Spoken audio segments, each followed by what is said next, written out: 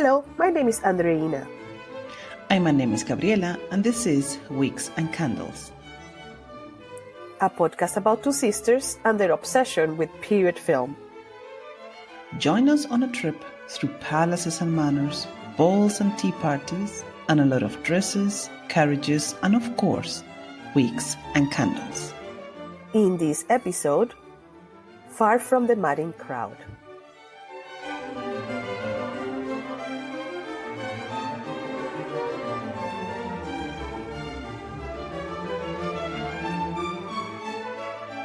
So today we are discussing a movie that has been on our list for a long time. Yes, Nene, at least on my personal list. I have been wanting to discuss this movie in our podcast since the very beginning of our series. But somehow we felt it was never the right time. But now it has come and I'm really happy and excited. Yeah, I know you have been advocating for this movie for a while, and I kept saying, maybe next season. So I'm sorry about that, because now I have seen it, and I'm so happy I did, and I'm so happy to talk about it. Obviously, because we're doing the episode today. But Yes. Before we start, Gabi, can you tell us some facts about the movie? Sure, Nene, with pleasure. Far from the Madding Crowd came out in 2015, and it's a romantic drama based on the novel by Thomas Hardy by the same name. The novel was published in 1874, and this film is only one of 5 that have been made as movie. It was directed by Thomas Vinterberg, and it stars Carey Mulligan in the role of Bathsheba Everdeen, Matthias Schoenaerts in the role of Gabriel Oak, Tom Sturridge as Sergeant Troy, and Michael Sheen as Mr. Bold. I'm going to give you some info on the cast and the production team, just some quick facts. Thomas Vinterberg is an Academy Award-winning director from Denmark. He won the Oscar for his latest film, Another Round, as Best International Film in 2020. And he is co-founder of the Dogma 95 movement, together with Lars von Trier. Maybe we can say something about that later on. Matthias Schoenaerts is the only non-British actor in the cast, and the nice piece of trivia about him regarding this film was that he was handpicked by Carey Mulligan to play the role of Mr. Oak. She had seen him on the film Roast and Bones and was immediately 100% sure that he was the right actor to play this role as her counterpart. Now, Carey Mulligan, we know from many films. She has a very solid and beautiful career. And we know her from films like Suffragette. And her most recent film is She Said, playing now in the cinemas. The film received very good critics. There are not too many accolades. Funnily enough, there's not many awards surrounding this film. A few nominations in smaller film festivals, but no real good awards, which is surprising because from a production point of view and the cinematography point of view, I think it was excellent. So anyhow. Yeah, that is interesting, Gabi. That it seems to be. First of all, thank you for those facts. To place us on the movie that we're going to talk. But also, yeah, it seems to have kind of gone under the radar a little bit.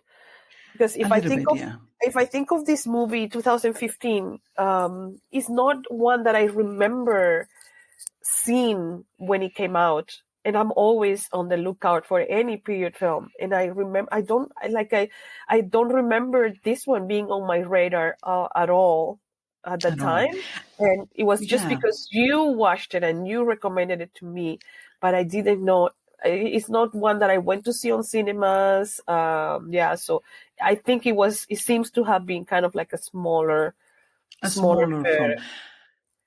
And I remember that when I saw it for the first time, I was very surprised because it came at a time where there were not too many period films coming out. And it was like, for me, it was like, oh, finally, a nice period film again to steal Oh, my wow. thirst.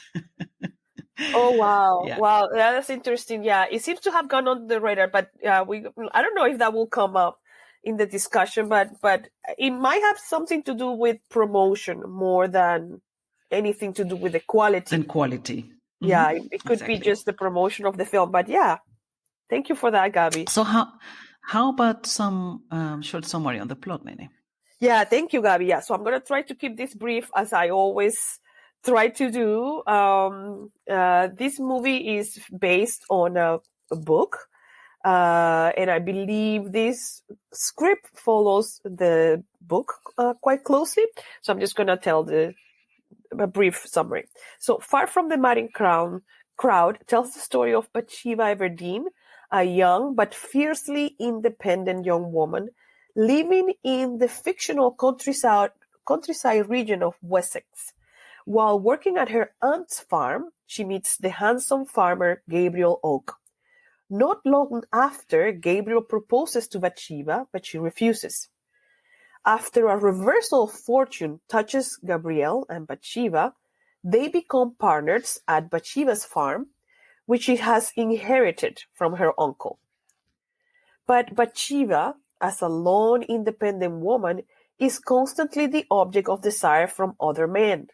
Her kind but eventually imposing neighbor, William Baldwood, then a dashing soldier, Sergeant Frank Troy. Throughout the story, she will be torn between these three men as she tries to come to terms with her own needs and desires. So I'm not giving much of the plot, but I'm giving sort of like the overall journey that the characters will go through. Yes, thank you, Nene. Thank you for that.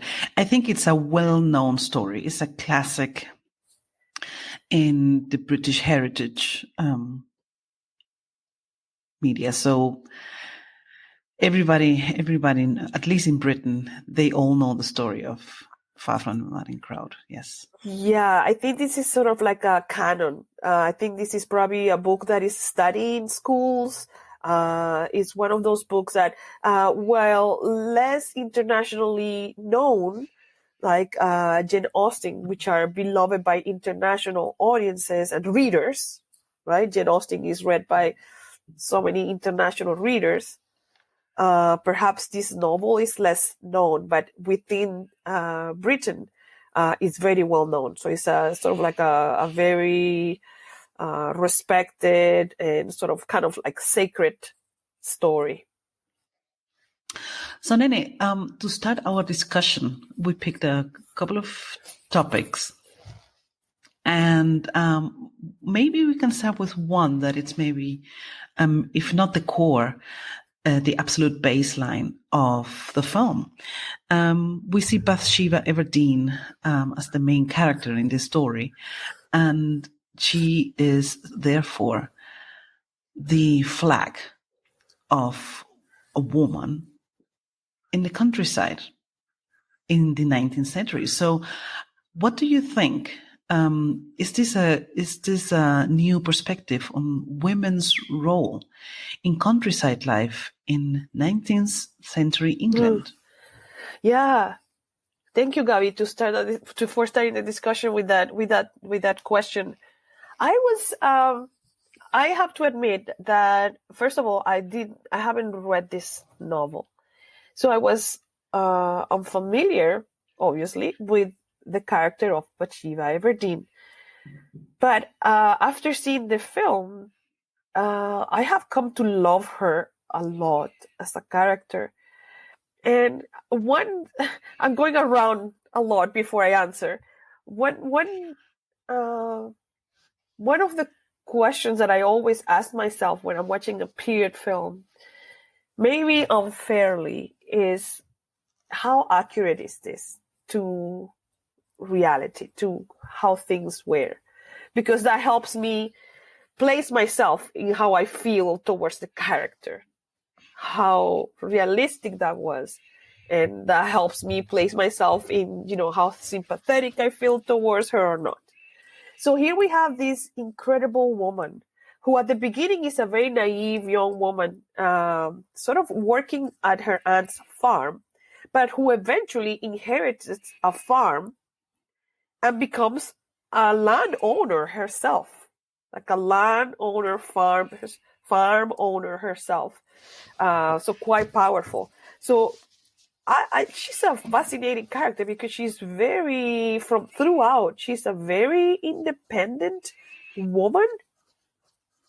And the way that she conducts herself from the beginning, when she's just helping her aunt, to how she behaves once she inherits this large state, this large farm, and she becomes sort of like the landowner and the boss of this whole quadrilla of workers. I don't know why I use that word. This whole team of people, that she employs, all these farmers to tend to her land.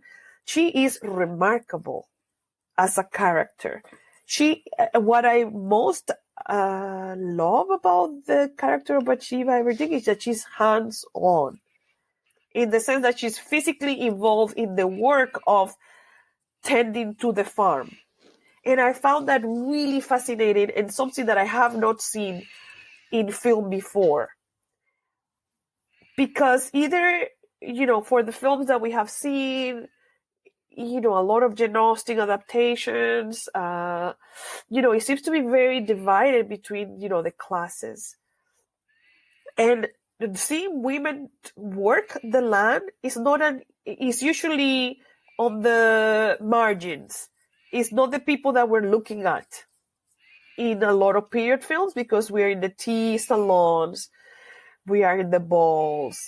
We are not looking at the people doing the farming. These are not the main characters of our movies that we have been seeing, right? But this is what I love about this movie. We have a character here who is a very refined, beautiful woman, but it's a woman who works the land. Multiple Yes. scenes we see her. She's working. She gets her hands in it. She works the land. She's working with alongside all the workers. She's washing the sheep. She's doing all the work, and I think that was just a wonderful thing. And of course, it comes from the book, but it's very well represented. It's very well represented in the movie. Yes, and this is maybe what you mentioned before, where you were uncertain whether this is really accurate or not, because I asked myself the same question. I was also impressed to see what an independent and tough woman was leading an entire business. Did this really happen? But then I thought it must have been possible if Thomas Hardy wrote the story in 1874 with this character in mind. So there were certainly women who had this possibility or similar possibility, similar standing.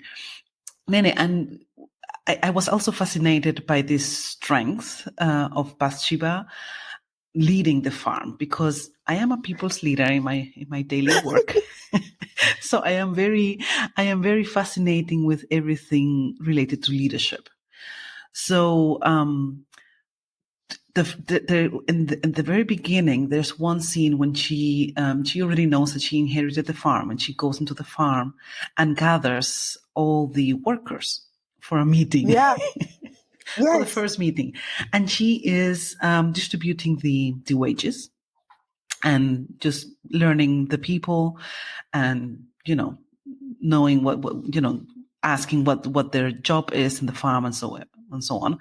And at the end of this meeting, she stands up and she says, "I am now your mistress, and I will be on my feet before anybody of you is awakened, and I will work as hard or even harder as you," kind of paraphrasing her speech, because it was an amazing speech. And I was so impressed by that. by that strength, that voice of leadership. I am the boss here. But she says this all with a lot of charisma and authenticity. So she makes her message very clear. At the end of her speech, she says, and I quote, "I intend to astonish you all." Oh, I love that phrase. God, that is an amazing phrase. I intend to astonish That's an amazing you phrase. all. I intend to astonish you all, because she is, in that moment, she is so convinced of her will, of her strength. But once everybody has left the room, she exhales. Yeah. She exhales and puts her hand on the table, on her hands, as if just realizing, okay, this has cost me a lot of energy to show who am I now for these people, but actually I'm just a human being at the beginning of a huge adventure. So this entire aspect of Bathsheba as a female leader, leading a business and taking care of a business, and how you said it, working hands-on the farm, I found completely fascinating for me. Chapeau to women leading successful businesses, especially in the 19th century, in the countryside. Another aspect that maybe I guess you would like to also touch is, in general, this countryside feeling in 19th century England, because, as you also mentioned in your answer, we are used in period films to see aristocracy sitting in the tea room, sitting indoors, and taking part in life, participating in indoor life. And this is a film that it takes, I don't know, I would say 90% of the film is being outside, is outdoors, beautiful landscapes and beautiful scenery. So what are your feelings and your emotions about Gabi, that? thank you for asking that. This is, I think this is what makes this movie quite memorable. I think, yeah, like you said, maybe 90% of the movie takes place outdoors, in the countryside, and the way this movie is shot is quite remarkable. It really is reminiscing of neoclassical painting, I believe will be the correct period, landscape painting. And yes, this was supposed to be a fictional place in the book. Obviously, it was filmed in a real place in England. I believe it was southwest of England where they filmed this. And I think it's very important that we are seeing another aspect of, we see, like you said, we see so much of the aristocracy and all their activities indoor, and their activities outdoor in all these movies that we see are very controlled.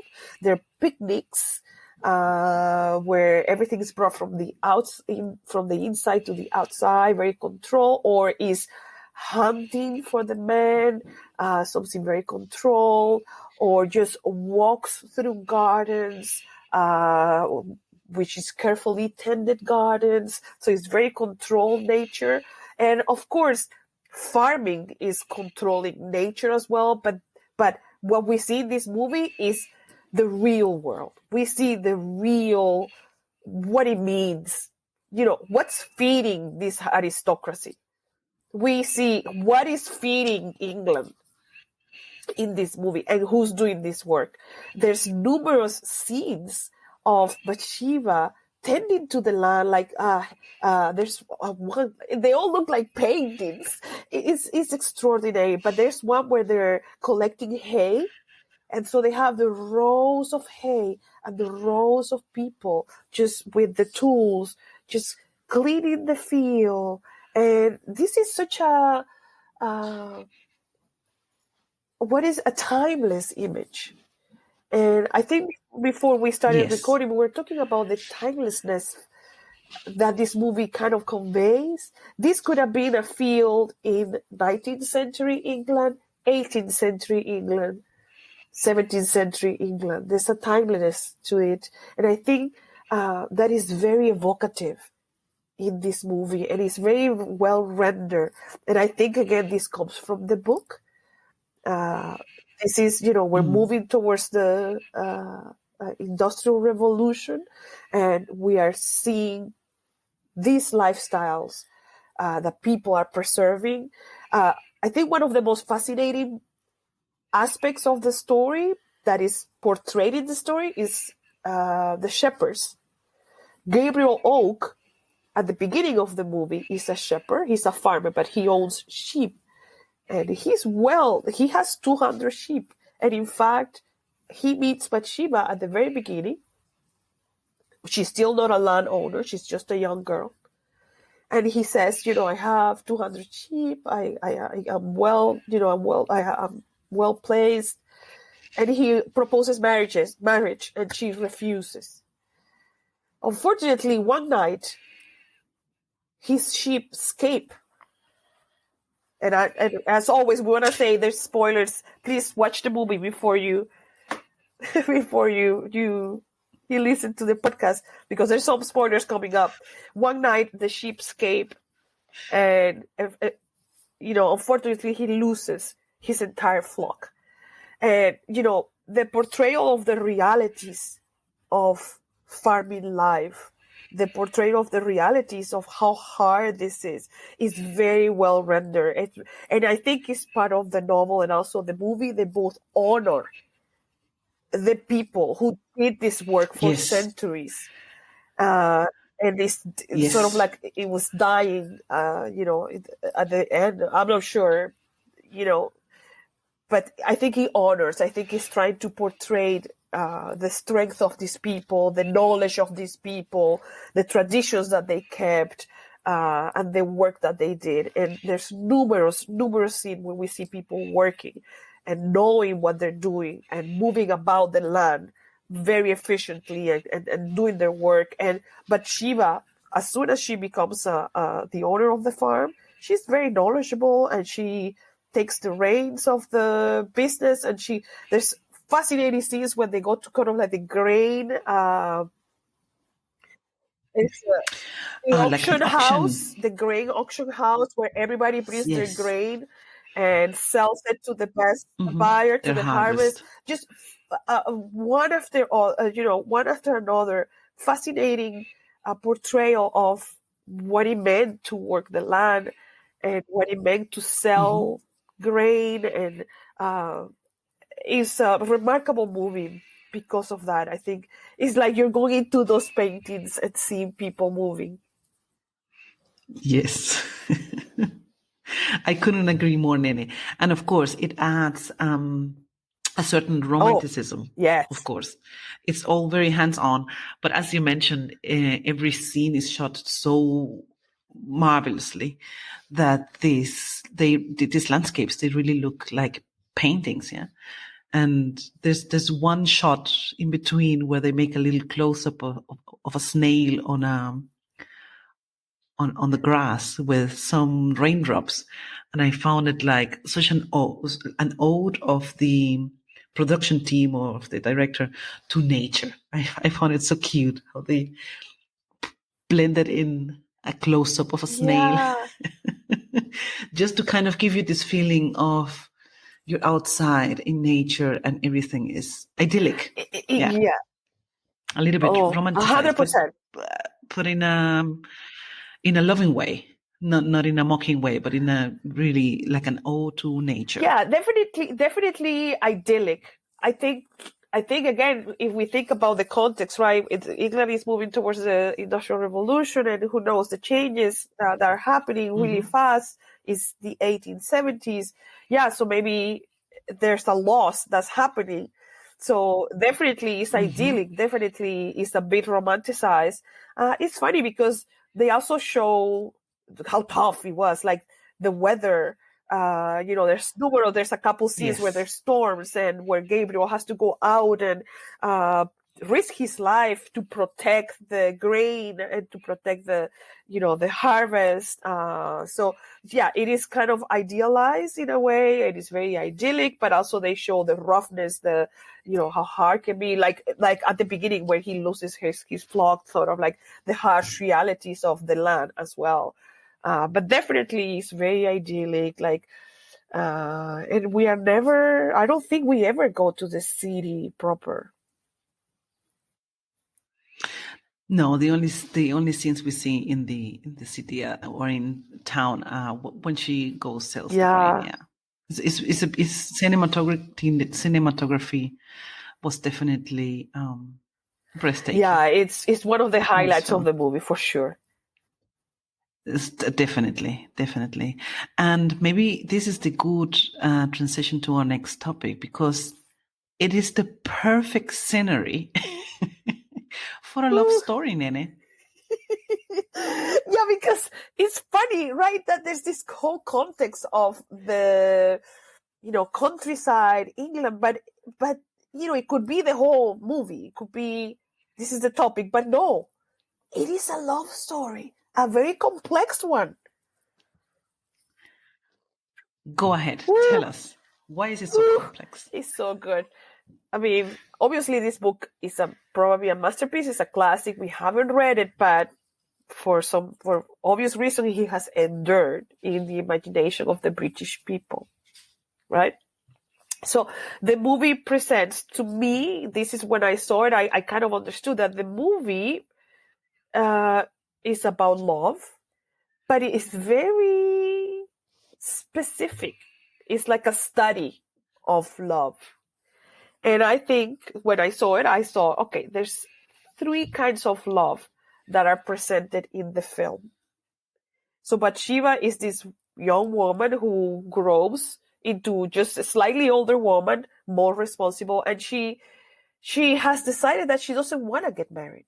She kind of decides, I don't want to get married. I inherited this farm. I can do this by myself. And as we have learned throughout the podcast, one of the ways that you could avoid marriage in the 19th century, if you were a woman or prior, is if you had money. Because if you could support yourself, that was kind of like one of the ways that you could say, I don't need to marry. But if you were poor, it was a very, you really had no other recourse. So, Gabi, I think there's like 3 kinds of love presented in the film, and I'm going to present this to you and we can discuss. I think they present transactional love. Then the second one is passionate love. And then the third one is real love. What do you think of this? I totally agree, Nene, and I think this is the magic of the story, that Thomas Hardy puts this woman in this dilemma.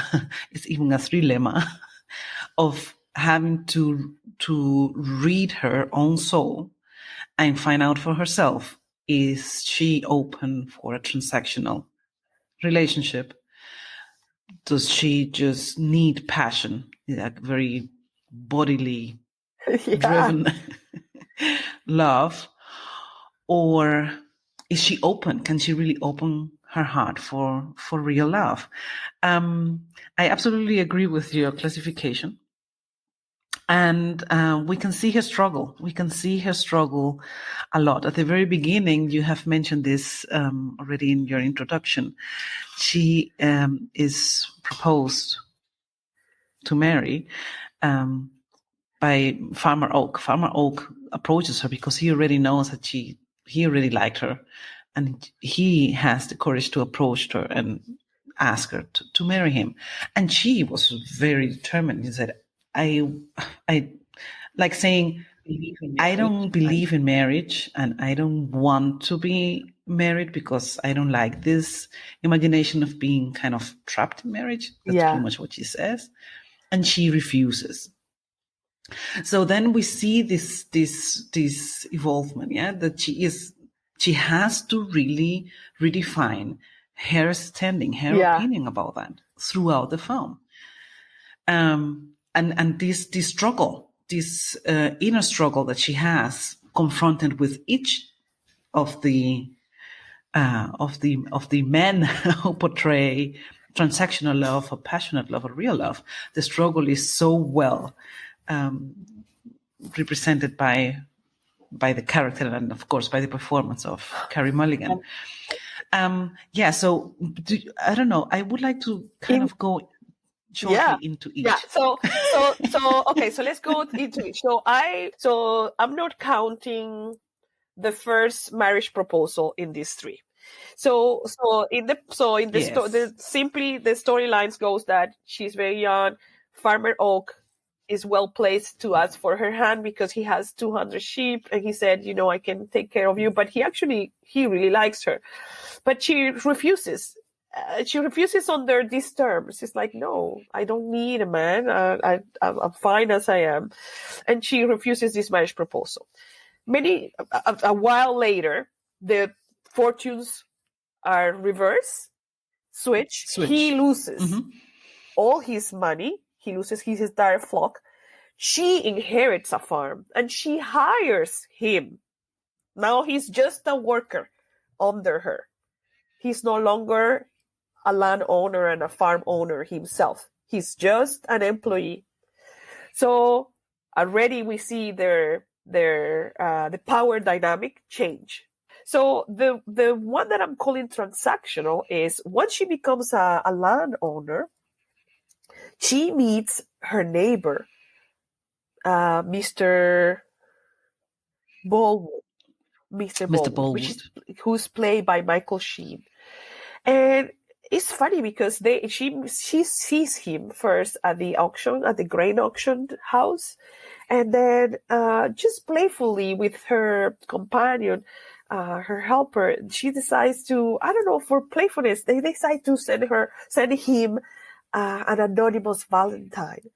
Unfortunately, when he received the Valentine, he immediately thinks it's her, and he gets it into his head that she liked him. And this Mr. Baldwood, he's a perfectly respectable man, as played by Michael Sheen, and as written, he is a good man with this beautiful farm. He's educated, gentle, kind, respectful, obviously has money, and eventually he proposes to her. But what he offers is the same thing that Gabriel, the farmer Oak, had offered her a few years before, which is, I can take care of you. We can run this farm together. So he's offering her all these material things that will help her have a materially secure life. And he's aware of that. And he's aware of that because he says, I'm going to give you a house and security and a certain safety. So he's very fact-based.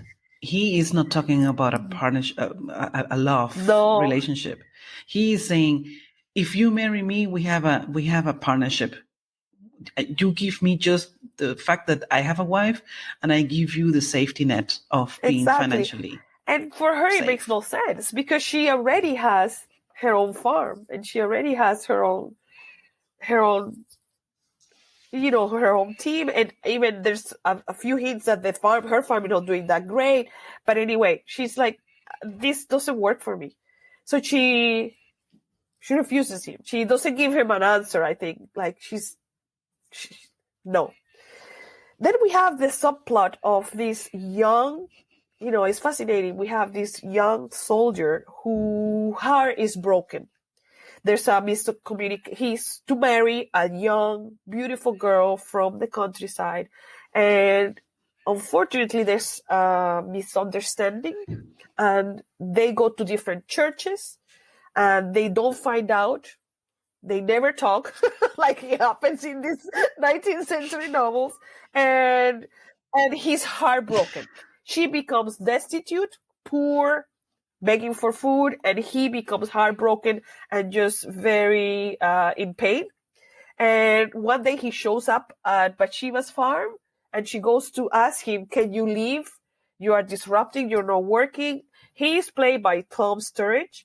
He is handsome. He is portrayed as extremely beautiful and seductive.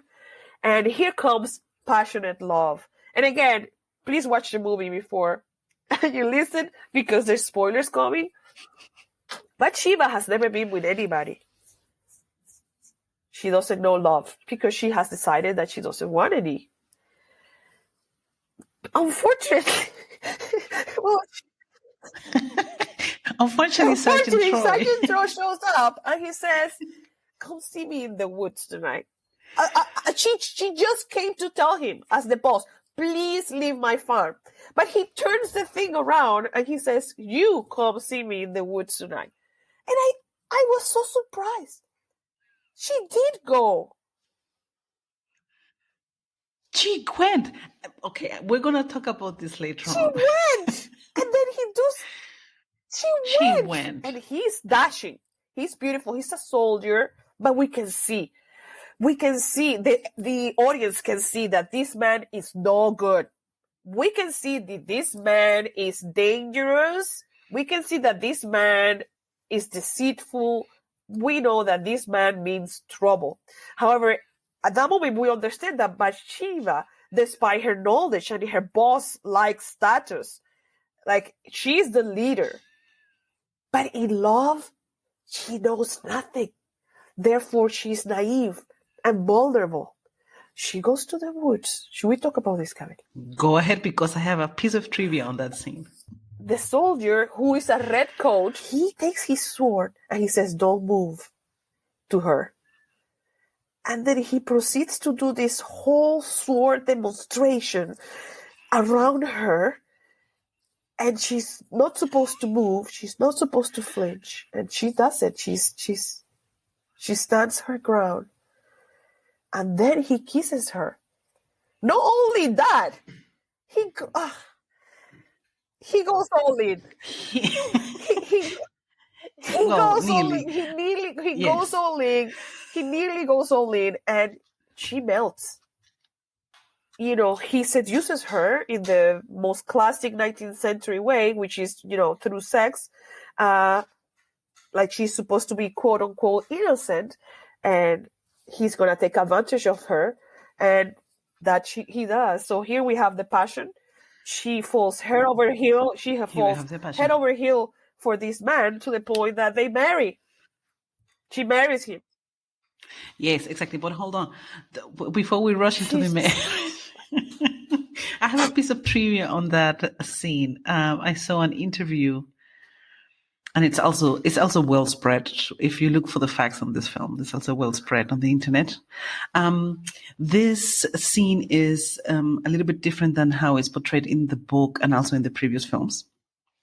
Because in this film, the Sergeant Troy, he grabs Bathsheba after he kisses her, while he's kissing her, between her legs, through the dress. So there's nothing graphic in that scene. But this is not part of the story. This is a touch that the director brought in as his portrayal of this kiss scene in the book. And among the crew, this came to be known as the Danish handshake. The Danish handshake. That Sergeant Troy grabs Bathsheba. I think I saw that same interview. Yeah, it became known as the Danish, because he said that's what we do in Denmark. What? Oh my gosh, kind of naughty.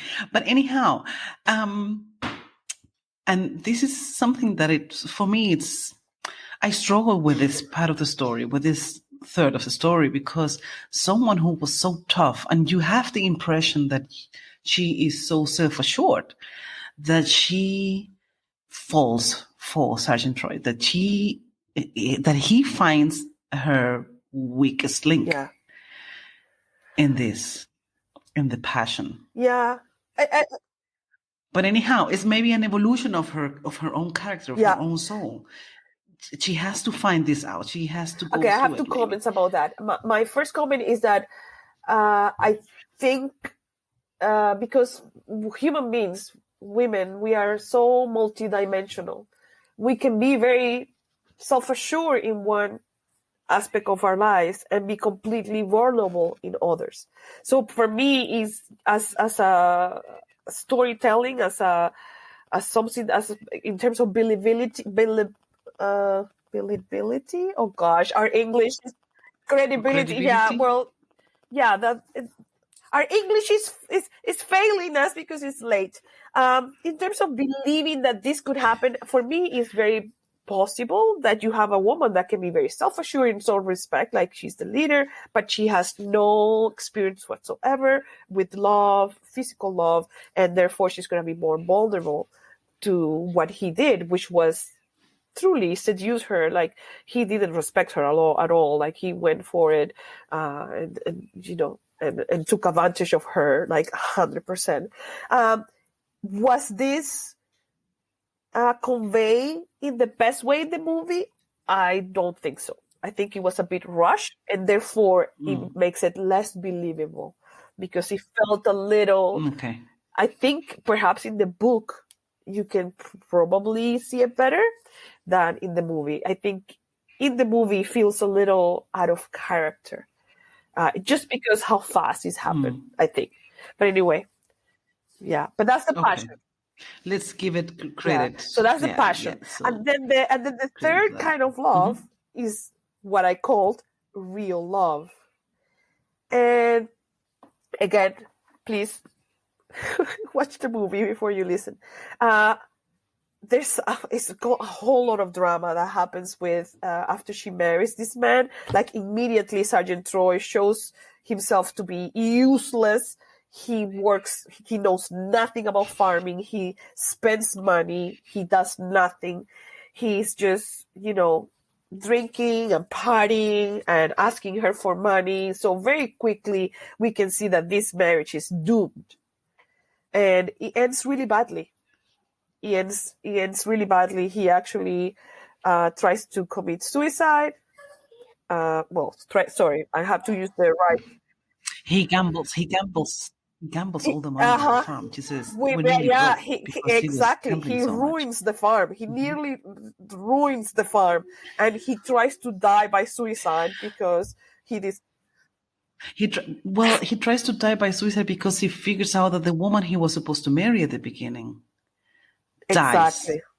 So his real love has died, and he wants to die himself. And while he is so in this mourning, when he realizes the love of his life, which is not Bathsheba, has died, when he realizes that the real love of his life, who is not Bathsheba but Fanny Robin, has died, he is so bitter and in so much pain that he lets all that sorrow and all that pain out on Bathsheba, and he says, "You are nothing to me." He was so repulsive. After he had used her and practically brought her farm to ruin, he stands there, he says to Bathsheba, "You are nothing to me. The woman who lies there dead, that's the woman of my life." Yeah. And this was really cruel. Yeah. This was really mean from him to Bathsheba.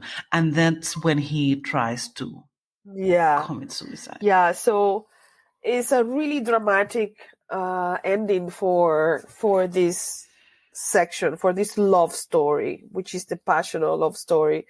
It's really dramatic, and it's more convoluted. There's more happens, but essentially they don't end up together. They, rightfully so, they were completely unmatched. And I think obviously what Hardy's here is telling us is just, transactional love doesn't quite work.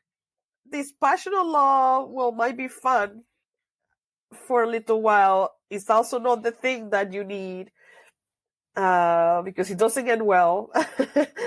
Right? Then we have then we see the third and final love, which we call real love, after this man tries to die by suicide, and he eventually does die. Bathsheba is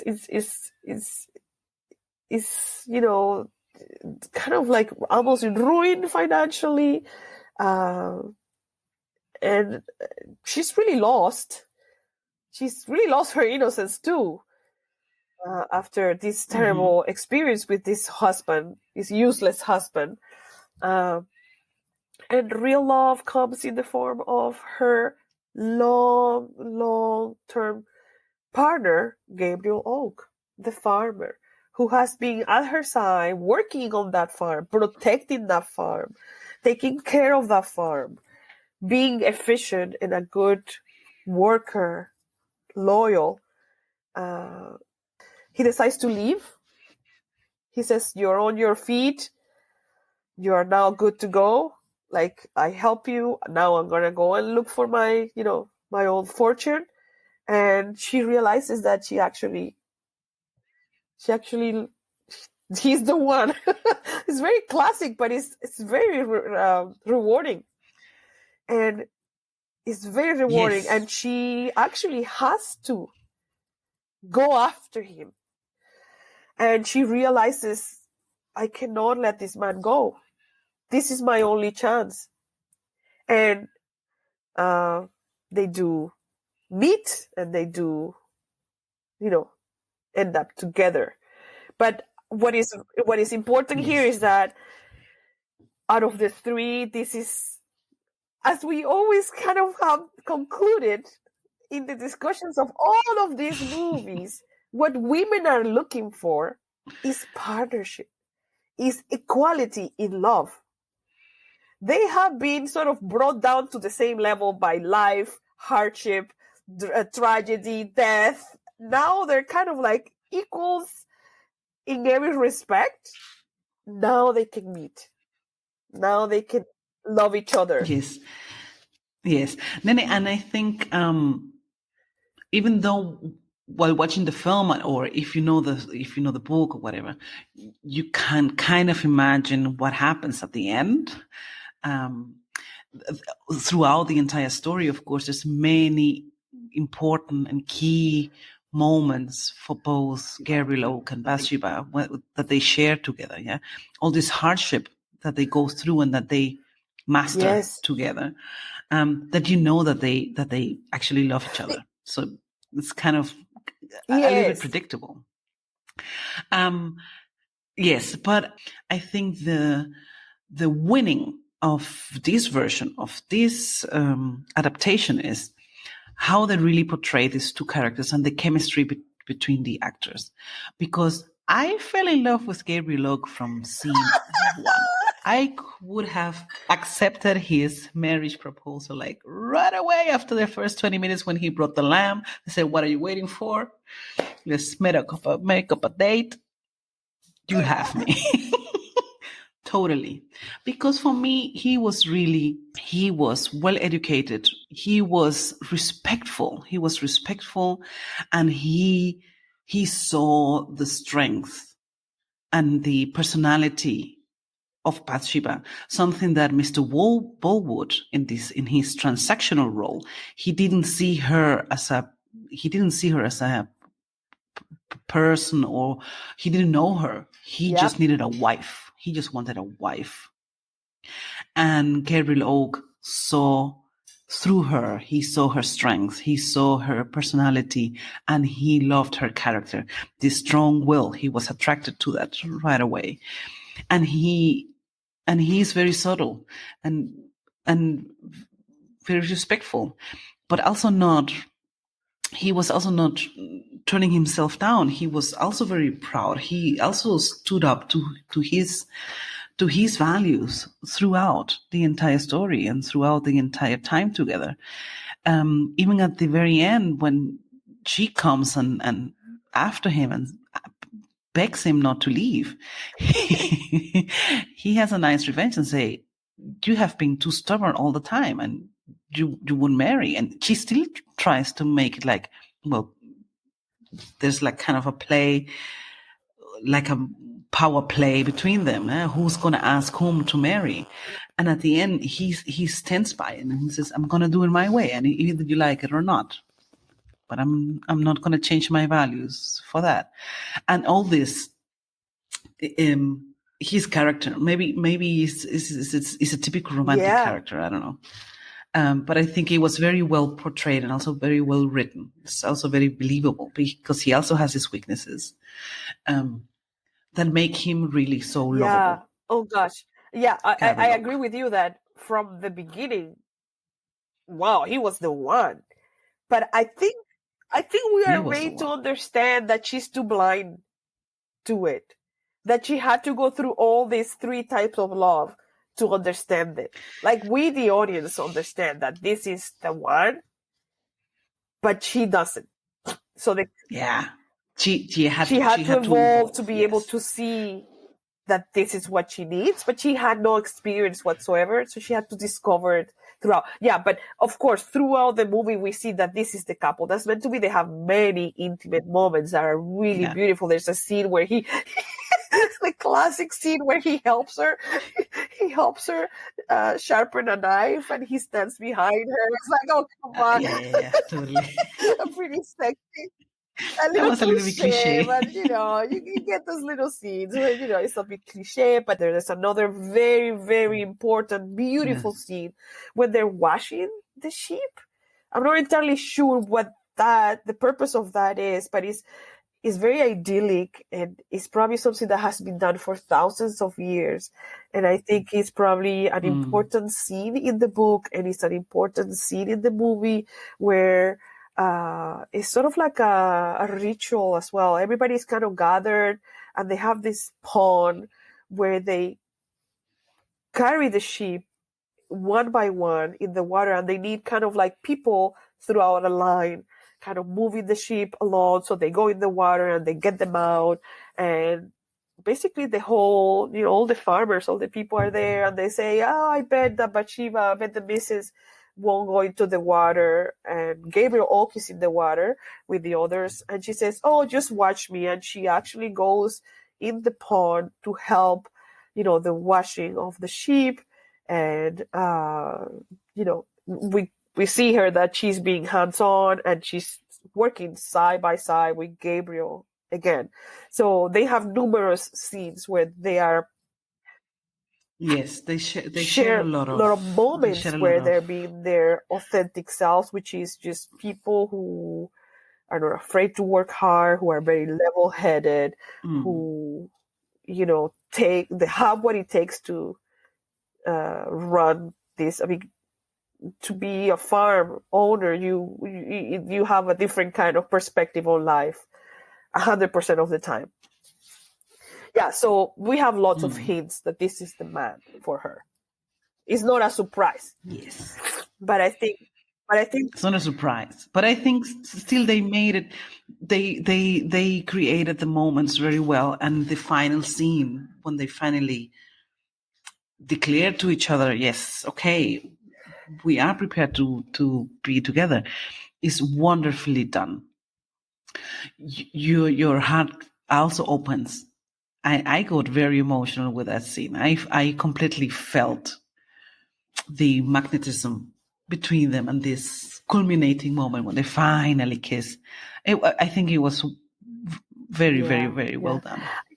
Yeah, before we move on to the next section, I just found that in one of those interviews with Thomas Vinterberg, he said something very interesting about these 3 men and what they each represent. And I think it was fascinating because we talk a lot about female characters in this podcast, but here we have 3 very well-drawn male characters that the heroine is supposed to choose from. And this is the quote. This is what he said that I found really interesting. And I quote, "To me, the guys together form a piano chord, which sort of plays the universal song of being a man in a beautiful sense of harmony. end quote. Yeah, it's like a core, right? You have these three men that together form like a universal man. And if men could have all these qualities, maybe that's what women want. You want the security, you want the level-headedness, you want the Yes, you want the passion, passion. obviously. You want the love and the sex and all that stuff. But you want the partnership.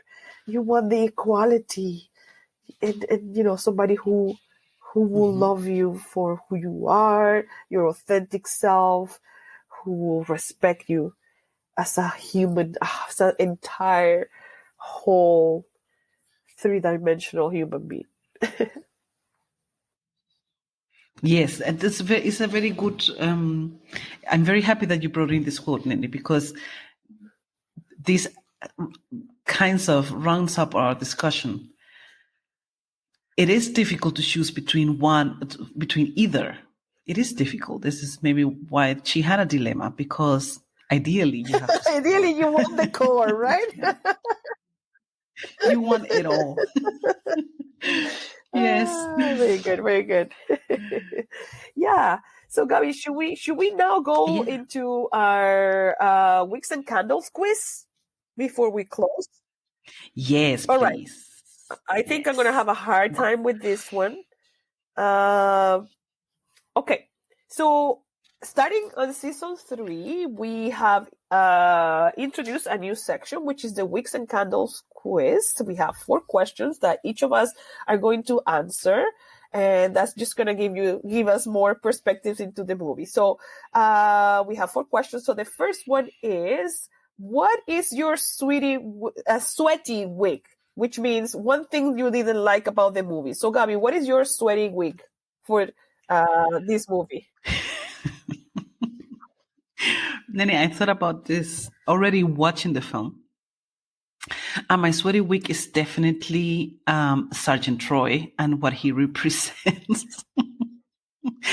Of course, it's easy to pick the bad boy as a sweaty wig in the film, but I guess what irritated me the most about him, and this is why I said Sergeant Troy and what he represents, is what we talked about before, that it was not really believable how someone who was so secure and so self-assured, like Bathsheba, especially on not letting herself being under the power of man, how easily she felt for the seduction of Sergeant Troy. So maybe her weakness irritated me. It kind of disappointed me. And also because Sergeant Troy was really horrible. He was beautiful physically. He had a magnetic face. We have to say Tom Sturridge as an actor is just like, awesome. But her weakness combined with his deceitful manners, that made it my sweaty wig. Yeah. Yeah, so my yours? sweaty wig is related to Sergeant Troy, and I think I already mentioned it. And it's not so much the character as the way that this whole segment of the film was written and portrayed. I think it was a bit rushed, and therefore less believable as well. And he was a bit of a caricature as well, to me. It was a bit too contrasting. It wasn't as nuanced. And I probably the book describes this character much better. It has time, obviously, it's a novel. Where here in the film, I felt it was a bit rushed and therefore not so believable. So not so much the character itself and not so much Bathsheba's weakness. I feel that all of that is possible. It's just that how it was written and shown in the film, it doesn't lead you to fully believe this whole relationship. It was a bit too fast. How she fell into his trap, like married and all of that. So that's my sweaty wig. Granted. Very perfect. Granted. So the second question on our quiz is, what is your shining candle, which is one thing you loved about the movie? So Gabi, what is your shining candle? This is a tough one. This is a tough one because I like many things in this film. But I'm gonna go. This is a little bit girly, but I'm gonna go for Farmer Oak. I really liked his character, and I really liked Matthias Schoenaerts as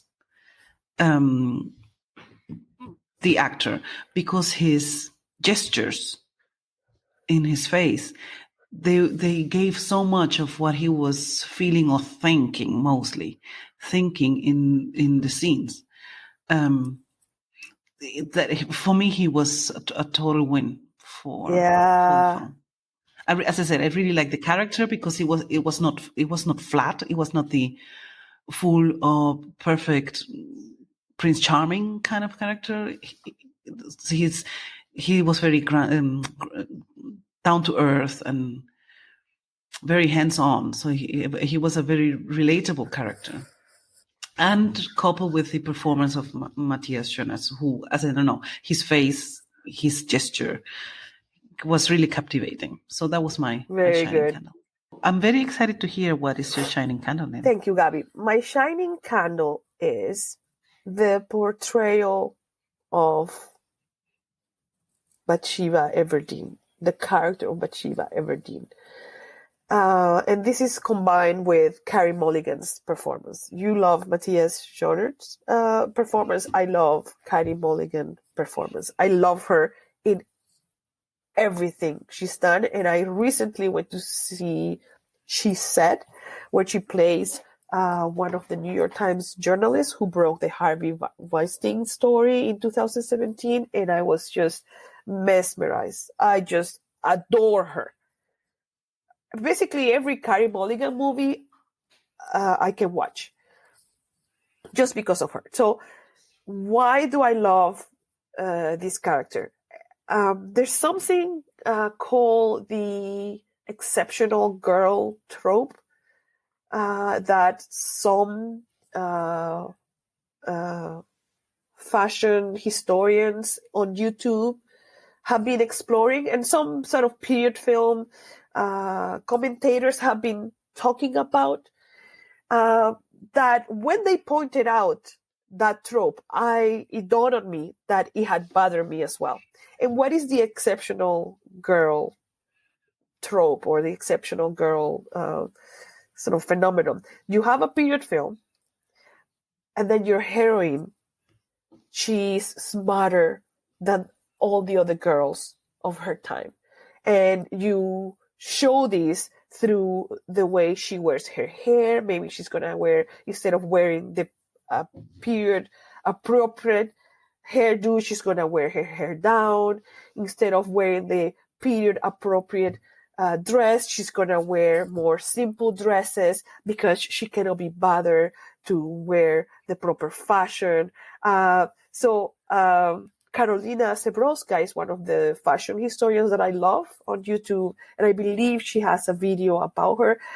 And I apologize if this is wrong. I think I watched a couple of them. There might be another fashion historian that also talks about this, and I'm not mentioning her. But I found this very interesting, because when you have the exceptional girl trope, you are taking the person, the character, out of time. You're saying she's too smart for her period. And you signify, and the signifiers are, her fashion, her way of, moving more boyishly around. Like in different movies, you will have the heroine being more, she's not interested in love. She's smarter than the rest because of how she looks and how she behaves.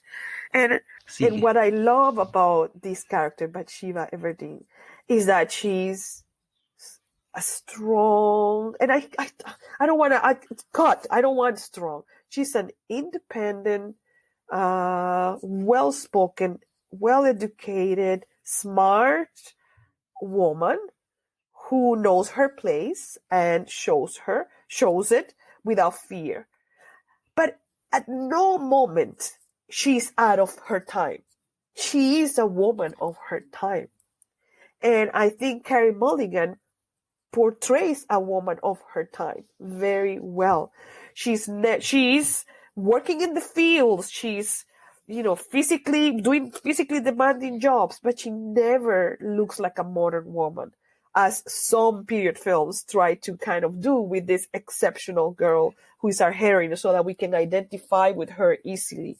No, she is very much of her time. And this is my shining candle, that this character is very much of her time. But being of her time, being of the late 19th century, doesn't take away her strength, her smartness, her ability to do physical work, because women have worked the fields for thousands of years. Right? So they didn't need to use this trope to show us how, again, a timeless woman she is, a timeless character she is. Yes, Nene. Yes, and I guess this, at the end of the day, the love story works at the end of the film because they both do such a great job. I guess the chemistry between them was not too overseen. Was so perfect. I completely agree with you, and I'm very happy that you brought this up. That she's not she's not that they don't want to stand her out of the entire characters, yeah, and also that they don't make her flawless, that they don't make the character flawless. It's also, of course, coming from the story itself, that she's not flawless. This is very nice. It's very good because I was of course thinking. I made my shining candle already long ago. I decided on this long ago. Yes. And of course, I was tempted to think, Gabby, aren't you falling for the flawless character? Aren't you falling for the perfect representation of an ideal lover? And I came to the conclusion that no, because he has his weakness. He feels anger. He also has the touch of this slight revenge, even though he turns it to say, okay, you're on your own. But he was very happy to have her suffer a little bit for him, to have his revenge at the end, to say, I'm leaving you and come and beg you.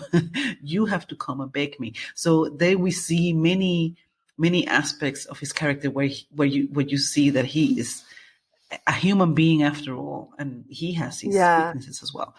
So I like it. And I think our shining candles both make kind of the shining candle of the film, the main light of the film, which is these two actors who perfectly harmonized to bring this, to deliver this very believable, leveled love absolutely story. all right so thank you, Gabby. So moving quickly to the last two questions of the quiz, the third one is stolen costume or prop. What piece of clothing or prop would you like to keep from the movie? Okay, I also made up my mind while watching the film. Very, very fast and very easy. It's a dress. What else? It's a dress. There's a scene where Bathsheba, who knows already that she has inherited the farm of her uncle, leaves the farm of her aunt, or she's leaving her aunt to go and claim her inheritance, and she jumps onto a carriage. Oh, and yes. By the way, which is a really cool scene because she is driving the carriage herself, and she is completely dressed in red, and that outfit completely took my breath away because the hat was red, the gown, the dress itself was red with a bottom line in the front, and she's wearing red leather gloves. I think this outfit was just. Send it to me, propose, please. I would wear it every day. Very good, very good. How about you? What piece of clothing or prop would you like to keep from I'm going to go the opposite way, and I'm sorry. I was trying to kind of look for the specific one that I wanted to mention, but yes, I'm going to go the other way, but it's also going to be clothing. And I'm sorry, I don't have a specific example, but I'm just thinking of the scene. I want to keep Bathsheba's working clothes. Oh my goodness. I felt that where the costumes, I didn't pay too much attention to the costumes in this movie. I noticed a couple, it's just because I watch a lot of fashion historians that look at period film, so they talk a lot about the undergarments and things that shapes, how people would have worn the shape underneath and how that really is accurate or not. I felt that some of that was a little bit weird, like how her chest looked at times. The undergarments. So there's a couple of times where I see it looks a little strange that the undergarments don't look like right. Like it looks like she doesn't wear anything underneath, like a little strange. But anyway, the piece of clothing that I would like to keep is Bathsheba's working clothes. There's a scene when she's, working in the fields with the rest of the workers, the rest of the farmers, and she's wearing sort of like this tan or beige kind of like linen dress, and it's just gorgeous. And for me, working clothes are just fascinating because they speak of the reality of everyday life, and I love to imagine myself more than a dress. More like a dressy dress. I love to imagine myself. Maybe because I am a middle class, I would have been a farmer at that time, perhaps. That's what I would have to wake up and put on to do my chores during the day. So I love to see myself in those working clothes. So yeah, all of Bathsheba's working clothes, specifically the one which is like pulling the hay. I want to keep that one. Yeah. Very well. Okay, Very so well. the fourth and last question in the Wigs and Candles quiz is, if given the chance, would you time travel to the period portrayed in the film? Yes, no, and why? Nene, I am so tempted. But I have a condition. I would love to time travel to that time, because but this is why I have a condition. It looks also idyllic and romantic. So it is very tempting to say, yes, I would love to be transported for a week or two to the farm of Bathsheba. But I guess I would have the condition to, of course, as usual with time travel in all the times, to have a certain social level.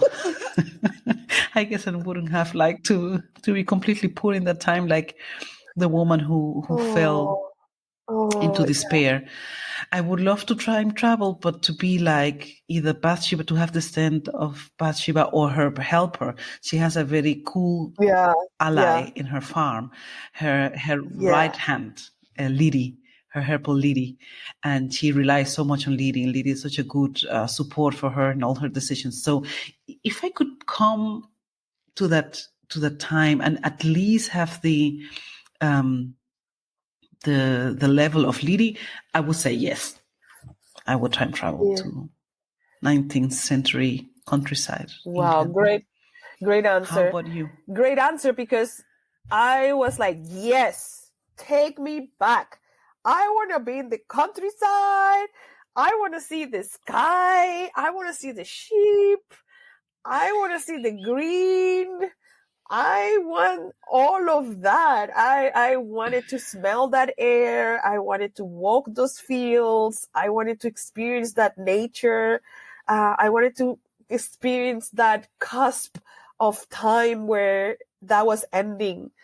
The cusp, you can feel it. You can feel a moment in humanity ending forever. I don't know. There's something so monumental about that.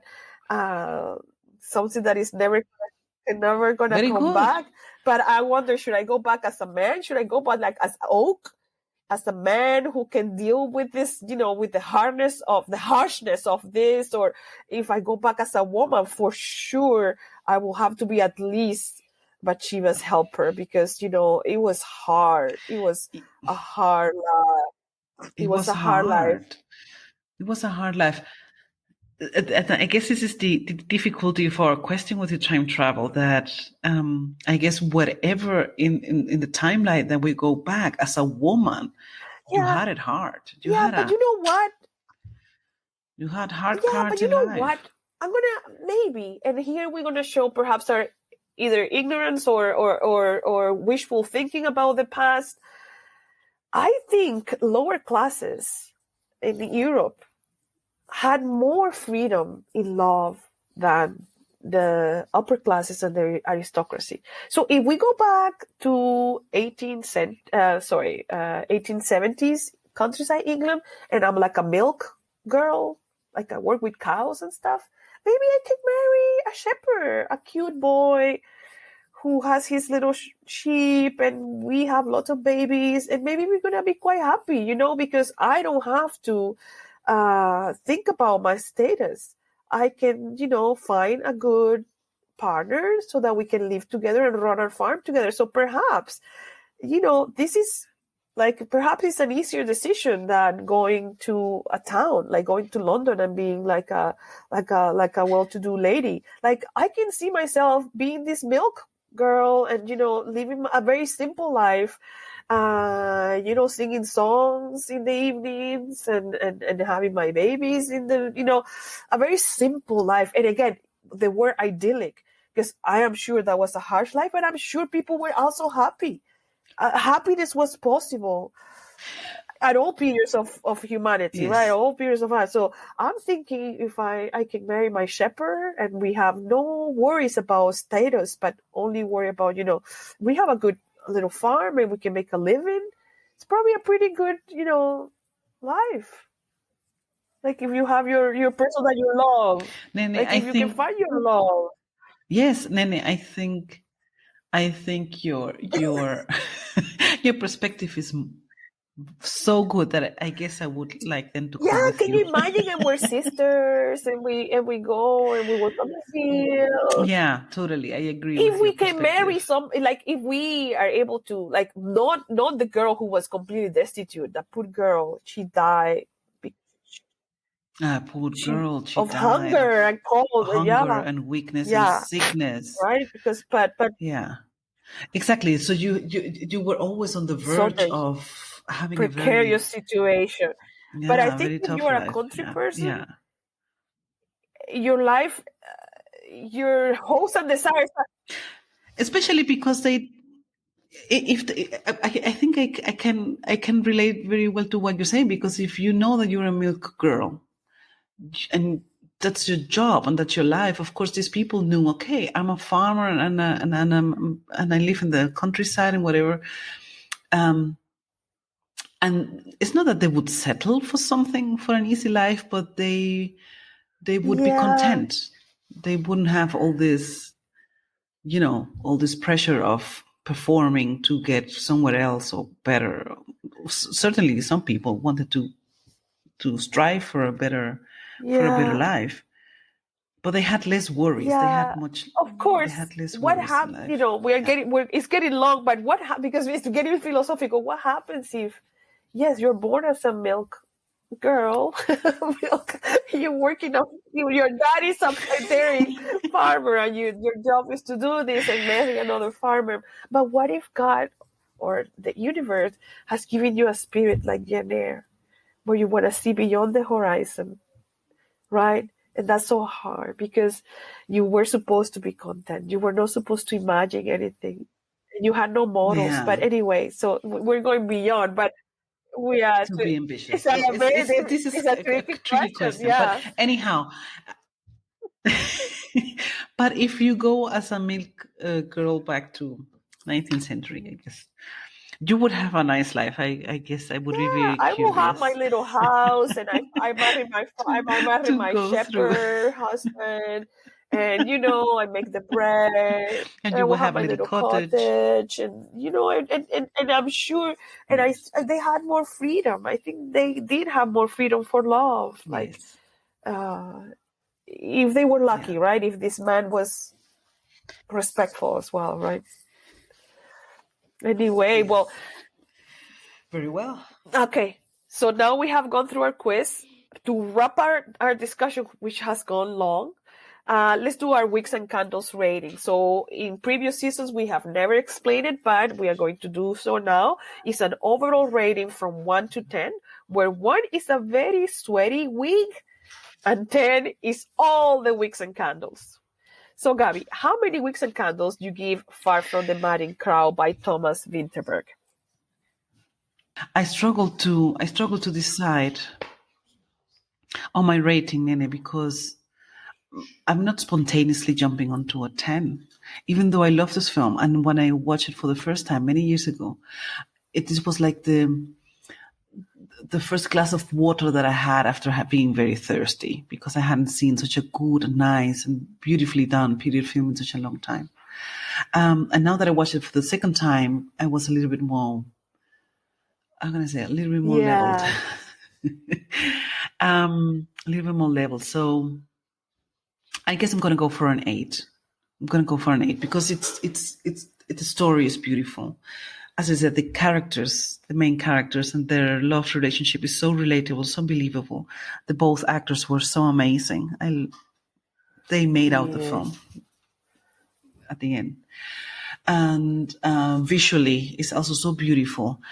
But I have to say that if I put it next to other films that we have discussed in our series of podcasts, I cannot put it on the same stage as others that had really swept me by the feet.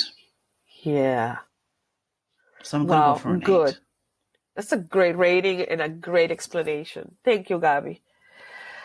How about you? I'm very curious. I am feeling, this is not exciting for our listeners because we agree a lot. You and I, we agree too much. I feel the same way. I'm not jumping up and down for this movie. I found the topics fascinating. The cinematography definitely gets a 10. It is spectacular, especially all the fields and outdoor scenes are remarkable. I think people could do a whole video essay about comparing the influence of painting on the scenes and the cinematography. That would be very rewarding to do with this movie. But there's certain things that I found flawed, like the characterization of the Sergeant Troy was a bit caricature, and that whole section I feel a bit rushed. And I think that's just part of the script, the script writing, the adaptation for me. I think there was a whole lot of story to tell. This is happening over many, many years, and there's a lot of plot, like a lot of things that happen, consequence, and this and this and this. So I think they rushed that a bit. And also, despite you loving Matthias's performance, I do love him. I think he's incredible. But there's something about him that lacks for me. It's just something strange. I did see him in Rust and Bone. And that movie is a French movie where he plays a boxer with Marion Cotillard. That movie traumatized me. He plays a brutish boxer that grunts, and it's all about the physical work. And he shows a little bit of that here, tiny bit of that here at the beginning when he loses the ship. He's like punching the ground. I don't know. There's something about him that I don't fully understand. And that takes away a little bit for me in terms of the romance and the chemistry. Carey Mulligan, I will see her in anything. She is just so remarkable to me as an actress. So for me, I will go with an 8 as well. It's beautiful to watch. It's an adaptation of an important novel in the British literary tradition or history. So it's very worth watching, but it's not my favorite period film. Absolutely. 8. Yes, and yes. It's good, Nene. And you know what you say about the actor Matthias Schoenaerts and this edginess. And I saw Rust and Bones back then, and this is why I was the most impressed that I could see he was completely that you see the mastery of the skillfulness of him as an actor. That you don't bring them together. That you don't see. His touch of the other character in the other film. You don't see. It's completely apart. And I don't know, I found that very, Yeah. No, very skillful. he's truly skillful. He is a completely different character. He has Yeah. such depth here. But there's something about his physicality that I don't entirely vibe with. I'm not sure why. But yeah, overall 8. Oh. Very well. So 16 Wicks and Candles for Far From the Madding Crowd. And as I said, I am very thankful that you finally agreed to go through this film with me, because even though it's exactly, as you mentioned, this is maybe not our all-time favorite, I think it was a beautifully done film that is absolutely worth watching. And Yeah, well we done. recommend it. Watch it. It's available to rent on YouTube and other different streaming platforms. Yeah, and it's with Carey Mulligan. You can't lose. You can't. You can watch Exactly. anything she does, and you're gonna be satisfied. She's so good. Well, thank you very much, Gabby, for this discussion, for all your insight. As always, so much fun. I see the movie with new eyes. So thank you so much, Gabby. Yeah, thank you, Nene, for agreeing on taking this on our shortlist for the season. It has been a pleasure for me as well, also to see your views on this, because you make it very tasty. Now I will certainly leave our discussion fantasizing of being a milkmaid in the countryside. Yes. Yes. Wonderful. And yes, thank you for the discussion. And and thank you everybody for listening. Yeah, see you next time. Thank you. Bye-bye. Thank you. Stay tuned. Bye-bye. Wicks and Candles is available on Apple Podcasts, Spotify, and Stitcher. So go ahead and subscribe and follow us on Instagram at Wicks and Candles. Thanks for listening, and see you next time. Wicks and Candles is written, hosted, and produced by Andreina Romero and Gabriela Morgan Romero. The image design is by Pamela Rollin. The podcast theme music is the Concerto for Two Violins in D minor by Johann Sebastian Bach.